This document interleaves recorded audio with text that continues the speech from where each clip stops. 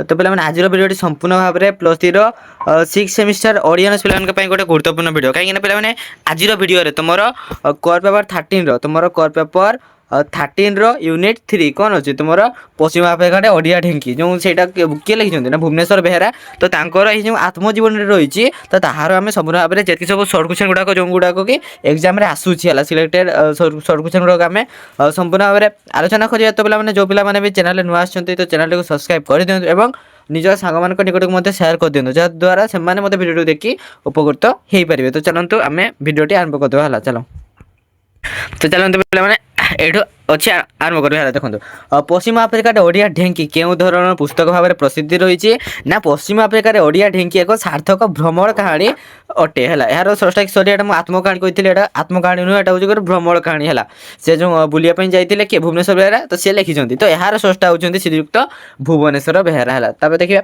पश्चिम Africa Odia ढेंकी एक व्यंग्यानुसारी नाम हेले भी एथिरे केउं देशर अनुभूतिर चित्र रही ना एटा देखूँ नाटा ही अच्छी ना पश्चिम आफ्रिका है पश्चिम आफ्रिका भ्रमण जनित अनुभूतिर चित्र मनक भाव में वर्णित होती यार लेखक होती भुवनेश्वर बेहेरा से देशर जनजीवन सांस्कृतिक सामाजिक सहित राजनैतिक शिक्षागत संपर्क में विशद भाव वर्णना कर भुवनेश्वर बेहेरा बुझेगा। देखिए कौन अच्छी 3 नंबर देख है तुम आधुनिक ओडिया साहित्य प्रथित जोशा लेखक भाव में भुवनेश्वर बेहेरा केबे एवं केउठारे जन्मग्रहण होइचंती ना ओडिया सॉरी आधुनिक ओडिया साहित्य जथित जोश लेखक भाव में श्री भुवनेश्वर बेहेरा सुपरिचित से केते माने कोडी केते मसिया जन्मग्रहण करथिले ना 1917 मसिया रे से कलाहांडी ठारे जन्मग्रहण करथिले हैला।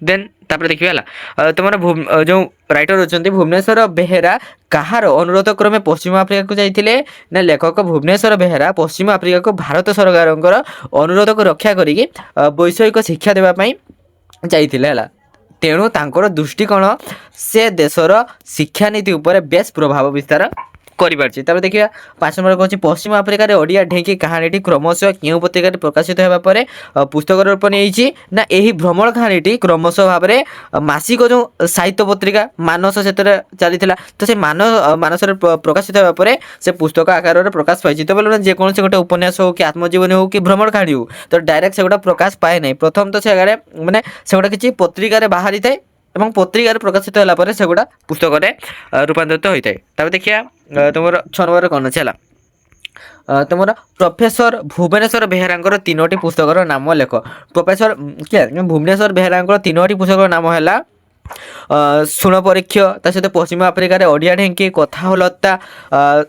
शुण परीक्ष लेखकर एकमात्र रोमियो रचना ग्रंथ जहाँकि 1977 मसीह कौन ना ओडिशा साहित्य अकादेमी पुरस्कार लाभ करता।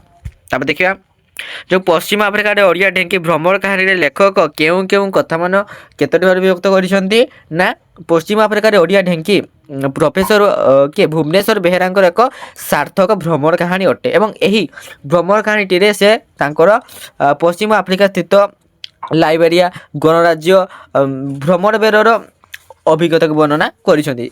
यात्रार प्रथम पाद किए कायरो एवं कायरोरु आक्रा लाइबेरिया मोर प्रथम संध्या सनरविया मोर एक विचित्र कार्यक्रम मनरविया मोर एक पदयात्रा लाइबेरिया गणराज्य भितर यात्रार शेष पर्याय आदि के 7टी भाग में भ्रमण कहानी विभक्त होती लेखक से देशर सामाजिक सांस्कृतिक राजनैतिक शिक्षानीति आदि कथा को कौन वर्णित कर। देखिए 8 नंबर कौन अच्छी देख लेखक तांकर पदयात्रा रे लाइबेरिया ठारे जहाँ सब लक्ष्य करते ताहार संक्षिप्त परिचय दियो लेखक लाइबेरिया राजधानी मनरविया रे अनुभव कले जे सेठारे जेपरी समस्त सभ्यतार घटा टपरे बंदी सबुथिरे गोटे लोक देखाणिया भाव एवं मनरविया रे पदयात्रा करी लेखक सेठारे राजपथ समुद्रकूल घंच अरण्य खाद्यपेय बसवास संपर्क धारणा करनी। देखिए 9 नंबर कौन लेखक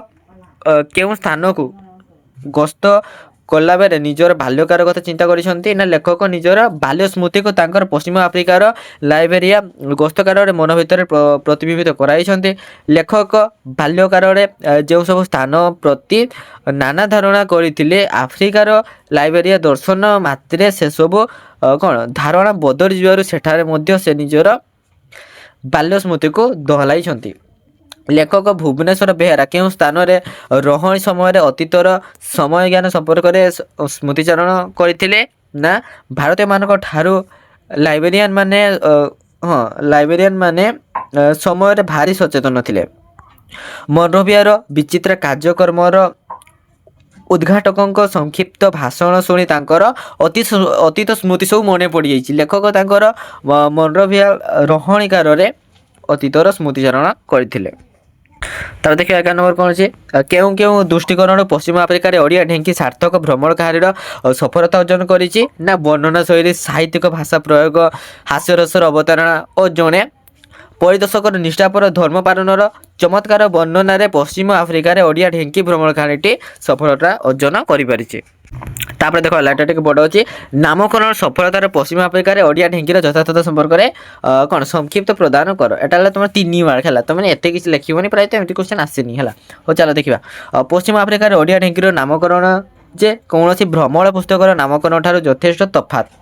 ଏହା ଏକ ସିମ୍ବୋଲିକ୍ ବା ଉଦ୍ଦେଶ୍ୟଧର୍ମୀ ନାମକରଣ। ଢେଙ୍କିର କାମ ସେ ଯେଉଁଠାକୁ ଯିବ ଧାନ କୁଟିବ। ଢେଙ୍କିର ଏହି ଧର୍ମକୁ ଲେଖକ ଭୁବନେଶ୍ୱର ବେହେରା ଯେପରି ନିଜ ଭିତରେ ଅନୁଭବ କରିଛନ୍ତି, ସେ ଜଣେ ଶିକ୍ଷାବିତ୍ ଏବଂ ସେ ଯେଉଁଠାକୁ ଯିବେ ତାଙ୍କର ଦୃଷ୍ଟିକୋଣରେ ସେ ଦେଶର ଅନ୍ୟାନ୍ୟ ଠାରୁ ଶିକ୍ଷା ହେବା ଅଧିକ କ'ଣ ଆକର୍ଷଣୀୟ।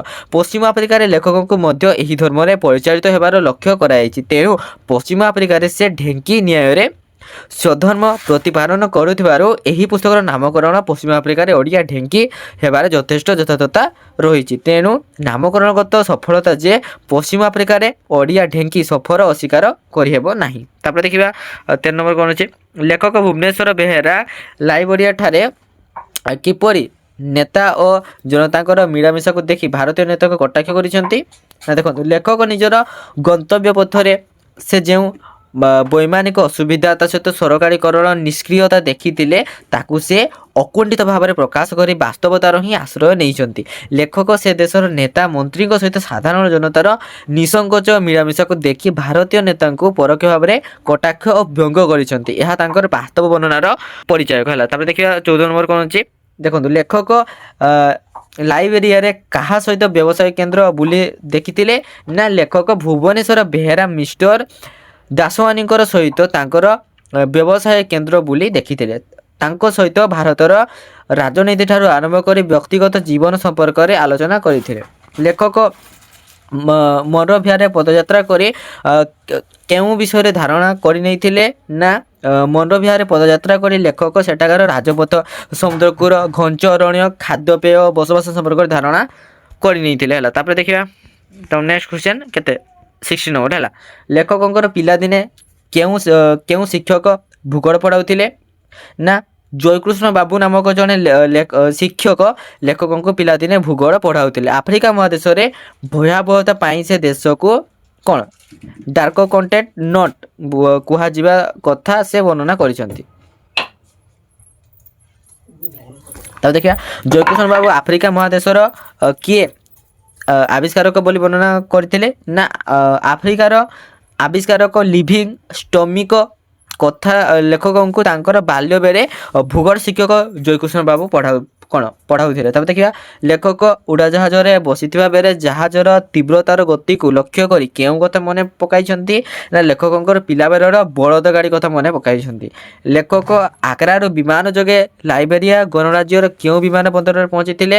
ନା ଲେଖକ ଆଗ୍ରାର ବିମାନ ଯୋଗେ ଯାଇ ପହଞ୍ଚିଲେ କେଉଁଠି? ନା ଲାଇବେରିଆ ଗଣରାଜ୍ୟରେ ରବର୍ଟସ୍ ଆନ୍ତର୍ଜାତିକ ବିମାନ ବନ୍ଦରରେ। ତାପରେ ଦେଖନ୍ତୁ କ'ଣ ଅଛି, ରବର୍ଟସ୍ ଆନ୍ତର୍ଜାତିକ ବିମାନ ବନ୍ଦରରୁ ଲେଖକଙ୍କୁ କିଏ ପାଛୋଟି ନେଇଥିଲେ? ନା ଲାଇବେରିଆ ସରକାରଙ୍କର ବୈଦେଶିକ ମନ୍ତ୍ରୀ ସେଠାକାର deputy chief of protocol mister ଡ୍ୟୁରିଙ୍କୁ ପାଛୋଟି ଆଣିବା ପାଇଁ ବିମାନ ବନ୍ଦରକୁ ପଠାଇଥିଲେ। ଲେଖକଙ୍କର ଧାରଣାରେ ମିଷ୍ଟର ଡ୍ୟୁରିଂ ତାଙ୍କର ସାହଚର୍ଯ୍ୟ ଲାଭ କରି ସନ୍ତୋଷରେ କ'ଣ କହିଥିଲେ? ନା ଲେଖକଙ୍କର ଲାଇବେରିଆର ଗସ୍ତକାଳରେ ମିଷ୍ଟର ଡ୍ୟୁରିଙ୍କୁ ତାଙ୍କର ପ୍ରଥମ ଗାଇଡ଼ ବୋଲି ଅଭିହିତ କରିଥିଲେ। ତାପରେ ଦେଖିବା ଲାଇବେରିଆର ବୈଦେଶିକ ମନ୍ତ୍ରଣାଳୟରେ ଲେଖକ କାହାକୁ ଭେଟିଥିଲେ? ନା ଲେଖକ ମନ୍ତ୍ରୀ ସେସିଲ ଡେନିସ୍ ଜୁନିୟରଙ୍କୁ ଲାଇବେରିଆର ବୈଦେଶିକ ମନ୍ତ୍ରଣାଳୟରେ ଭେଟିଥିଲେ। ଲାଇବେରିଆର ସର୍ବଶ୍ରେଷ୍ଠ କ୍ଷମତାସମ୍ପନ୍ନ ବ୍ୟକ୍ତି କିଏ? ରାଷ୍ଟ୍ରପତି ଟୋଲବଟ୍ ହେଉଛନ୍ତି ଲାଇବେରିଆର ସର୍ବଶ୍ରେଷ୍ଠ କ୍ଷମତାସମ୍ପନ୍ନ ବ୍ୟକ୍ତି। ତାଙ୍କର ପରେ ମିଷ୍ଟର ଡେନିସ୍ ହେଉଛନ୍ତି ସର୍ବଶ୍ରେଷ୍ଠ କ୍ଷମତାସମ୍ପନ୍ନ ବ୍ୟକ୍ତି। ତାପରେ ଦେଖିବା ନେକ୍ସଟ କ୍ୱେଶ୍ଚନ୍ ହେଲା, ଲାଇବେରିଆ ଗଣରାଜ୍ୟର ଶିକ୍ଷାମନ୍ତ୍ରୀଙ୍କ ନାମ କ'ଣ? ନା ଦେଖ, ଲାଇବେରିଆ ବିଶ୍ୱବିଦ୍ୟାଳୟର ଭୂତପୂର୍ବ କୁଳପତି ଡକ୍ଟର ହପ୍ ହେଉଛନ୍ତି ଗଣରାଜ୍ୟର ଶିକ୍ଷାମନ୍ତ୍ରୀ। ଟୋଲବଟ୍ଙ୍କର ମନ୍ତ୍ରିମଣ୍ଡଳରେ ସେ ମନ୍ତ୍ରୀ ଭାବରେ ଯୋଗ ଦେଇଥିଲେ। ଲେଖକ ଶିକ୍ଷା ମନ୍ତ୍ରଣାଳୟରେ ଭେଟିଥିବା ଡକ୍ଟର ହପ୍ଙ୍କର ଚେହେରା କିପରି ରୂପ ପାଇଛି ବୋଲି ଲେଖକ ଉଲ୍ଲେଖ କରିଛନ୍ତି? ନା କିଏ? ନା ଡକ୍ଟର ହପ୍ ଦେଖିବାକୁ ବାଙ୍ଗରା, ନାକ ତଳେ ଲମ୍ବା ଲମ୍ବା ନିଶ, ଗମ୍ଭୀର ବ୍ୟକ୍ତିତ୍ୱ। ଲେଖକ ଶିକ୍ଷା ମନ୍ତ୍ରଣାଳୟରେ ତାଙ୍କୁ ଭେଟିଥିଲେ। ଲେଖକଙ୍କର ଲାଇବେରିଆ ରହଣିକାରରେ ସବୁଠାରୁ କିଏ ଅନ୍ତରଙ୍ଗ ଥିଲେ? ନା ଲେଖକଙ୍କର ଲାଇବେରିଆ ରହଣିକାରରେ ସବୁଠାରୁ ଅନ୍ତରଙ୍ଗ ଥିଲେ ମିଷ୍ଟର ୱିଲସନ୍। ତେଣୁ ଲେଖକଙ୍କୁ ସେ ବିମାନ ବନ୍ଦରରେ ବିଦାୟ ଦେବା ବେଳେ ତାହା ତାଙ୍କୁ ବନ୍ଧୁ ବିଚ୍ଛେଦର ଦୁଃଖ ଆଣି ଦେଇଥିବା ପରି ତାଙ୍କର ଚେହେରାରୁ ମନେ ହେଉଥିଲା। ମିଷ୍ଟର ୱିଲସନଙ୍କ ସମ୍ପର୍କରେ ଲେଖକଙ୍କ ଧାରଣା ଉଚ୍ଚ କୋଟିର ଏବଂ ଲେଖକଙ୍କ ଜୀବନରେ ମିଷ୍ଟର ୱିଲସନ୍ ଚିରସ୍ମରଣୀୟ। ତାପରେ ଦେଖିବା ଲାଇବେରିଆରେ ଲେଖକ ସେଠାକାର କେଉଁ ବ୍ୟକ୍ତିମାନଙ୍କ କେଉଁ ବ୍ୟକ୍ତିମାନଙ୍କ ସମ୍ପର୍କରେ ଆସିଥିଲେ? Mister During, mister Hope, mister Selis, ତା ସହିତ ଡେନିସ୍ ଜୁନିୟର, ମିଷ୍ଟର ୱିଲସନ୍ ଚୀନର ରାଷ୍ଟ୍ରଦୂତ, ତା ସହିତ ନାଇଜେରିଆର ରାଷ୍ଟ୍ରଦୂତ ଆଦିଙ୍କୁ ତାଙ୍କର ରହଣି କାଳ ମଧ୍ୟରେ ଭେଟିଥିଲେ। ପ୍ରଭୃତି ଦୃଷ୍ଟିରୁ ଲାଇବେରିଆନ୍ ମାନଙ୍କର ଚରିତ୍ର ସମ୍ପର୍କରେ ଧାରଣା ପ୍ରଦାନ କର। ମନରୋଭିଆରେ ପଦଯାତ୍ରା ସମୟରେ ଆଫ୍ରିକାର ନଗ୍ନ ପ୍ରକୃତିର ସନ୍ତାନମାନଙ୍କର ବିଷୟରେ ବର୍ଣ୍ଣନା କରିଛନ୍ତି। ଏମାନେ ଆଦିବାସୀଙ୍କର ପରି ସରଳ, ନିଷ୍କପଟ ଏବଂ କ'ଣ ସହଜ ବିଶ୍ୱାସୀ। ଏମାନଙ୍କର ଆତିଥ୍ୟ ପରାୟଣତାର ତୁଳନା ନାହିଁ। ଆମ ଦେଶରେ ଆଦିବାସୀମାନେ ଯେପରି କର୍ମଠ, ନିଷ୍କପଟ, ନିରଳସ, ଲାସ୍ୟ, ହାସ୍ୟମୁଖର, ଠିକ୍ ସେଠାକାର ଆଦିବାସୀମାନେ ଏହିପରି ଅଟନ୍ତି। ତାପରେ ଦେଖିବା ହେଲା ତୁମର 29 ନମ୍ବରରେ କ'ଣ ଅଛି? ଲାଇବେରିଆନ୍ ମାନଙ୍କର ପୋଷାକ ପରିଚ୍ଛଦ କିପରି? ପୁଅମାନେ ସେଠାରେ ଟ୍ରାଉଜର୍ସ ଓ ସାର୍ଟ ପିନ୍ଧନ୍ତି। ଘାନାରେ ଆଦିବାସୀମାନେ ଆରବୀୟ ମାନଙ୍କ ପରି ଲମ୍ବା କୋଟ୍ ପିନ୍ଧନ୍ତି। ଝିଅମାନେ ଆମେରିକାନ ମାନଙ୍କ ପରି କ'ଣ ସାର୍ଟ ବ୍ଲାଉଜ ପିନ୍ଧନ୍ତି। ମୋଟା ଛିଟ ଲାପା ସାଙ୍ଗକୁ ମ୍ୟାକ୍ସି ମଧ୍ୟ ପିନ୍ଧିଥାନ୍ତି। ମୁଣ୍ଡରେ ମଧ୍ୟ ଖଣ୍ଡେ ଛିଟକନା ଓ ଇୟରିଂ ପିନ୍ଧନ୍ତି। ତାପରେ ଦେଖିବା 30 ନମ୍ବର କ'ଣ ଅଛି? ଦେଖ, ଲାଇବେରିଆରେ ଲେଖକ ଦେଖିଥିବା ହାଟରେ କେଉଁ ଜିନିଷ ମିଳିଥାଏ ବୋଲି ଉଲ୍ଲେଖ କରିଛନ୍ତି? ନା ଆମ ଦେଶର ଆଦିବାସୀ ଅଧ୍ୟୁଷିତ ଅଞ୍ଚଳର ହାଟ ପରି ଲାଇବେରିଆରେ ଦେଖିବାକୁ ମିଳିଥାଏ। ଏହି ହାଟରେ ପୋଡ଼ା ମାଛ, ତା ସହିତ ସରୁ ବାଇଗଣ, ଚାଉଳ, ତା ସହିତ କସାଭୁ, ପାମ୍ ତେଲ, ତା ସହିତ ସଲପ ମଦ ବିକ୍ରି ହେଉଥାଏ। ମଫସଲିଆ ଲୋକମାନେ ଏସବୁ କିଣି ନେଇଥାନ୍ତି। ଧର୍ମ ଧାରଣା ଦୃଷ୍ଟିକୋଣରୁ ଲାଇବେରିଆନ୍ ମାନଙ୍କର ଧର୍ମ କିପରି ଥିଲା? ନା ଆମ ପରି ଲାଇବେରିଆନ୍ ମାନେ ଧର୍ମଭୀରୁ ନୁହନ୍ତି ବୋଲି ଲେଖକ କହିଛନ୍ତି। ଏମାନଙ୍କର ନିର୍ଦ୍ଦିଷ୍ଟ ଧର୍ମ ବୋଲି କିଛି ନାହିଁ। ଏଠାରେ ମୁସଲମାନ ଓ ଖ୍ରୀଷ୍ଟିଆନ ମାନେ ସେମାନଙ୍କର ଧର୍ମ ପ୍ରଚାର ପାଇଁ ପ୍ରତିଦ୍ୱନ୍ଦିତା ଆରମ୍ଭ କରି ଦେଇଥିବାର ଲେଖକ ଲକ୍ଷ୍ୟ କରିଥିଲେ। ସମାଜରେ ଯେପରି ଧର୍ମ ରହିବା କଥା ତାହା ଏବେ କ'ଣ ପ୍ରବେଶ କରୁଛି। ସେମାନଙ୍କର ସମାଜ ଧର୍ମାନ୍ଧ ନୁହେଁ, ସେମାନେ ସଂକୀର୍ଣ୍ଣ ମନୋଭାବର ନୁହନ୍ତି। ତାପରେ ଦେଖିବା, ଦେଖନ୍ତୁ ଲାଇବେରିଆର ଭାଷା ସମ୍ବନ୍ଧରେ 5ଟି ବାକ୍ୟରେ ଲେଖ। ଦେଖ, ଆମେରିକୀୟ ଇଂରାଜୀକୁ ସେମାନେ ଆପଣାର କଥିତ ଲିଖିତ ଭାଷା ରୂପେ ଗ୍ରହଣ କରିନେଇଛନ୍ତି ଏବଂ ଆମ ଓଡ଼ିଶାର ଆଦିବାସୀମାନଙ୍କର ଭାଷା ପରି ସେଠାରେ ଆଞ୍ଚଳିକ ଭାଷା ଅନେକ ଅଟେ। ତେବେ ସେ ସବୁର ଲିପି ନଥିବାରୁ ଇଂରାଜୀ ଭାଷାକୁ ନିଜର ଭାଷା ଭାବରେ ଧରି ନେଇ ପ୍ରଚଳନ କରିଛନ୍ତି ନିଜ ଦେଶରେ। ତା ଦେଖିବା, ଡୋମେନ୍ କିଏ? ନା ସ୍ୱର୍ଗୀୟ ଟୋମେନ୍ ଥିଲେ ଲାଇବେରିଆର ଭୂତପୂର୍ବ ରାଷ୍ଟ୍ରପତି। ତାଙ୍କ ପରେ ଆସିଲେ ଟୋଲବଟ୍ ନୂତନ ରାଷ୍ଟ୍ରପତି। ତାପରେ ଦେଖିବା ତୁମ ଲାଷ୍ଟ କ୍ୱେଶ୍ଚନଟି ହେଲା, ପ୍ରେମାଭିସାରର ରଙ୍ଗଭୂମି କାହାକୁ କୁହାଯାଇଛି? ଲେଖକ ପଶ୍ଚିମ ଆଫ୍ରିକାର ଶିକ୍ଷାନୁଷ୍ଠାନ ମାନଙ୍କରୁ ପ୍ରେମାଭିସାରର ରଙ୍ଗଭୂମି ଭାବରେ ଚିତ୍ରିତ କରିଛନ୍ତି।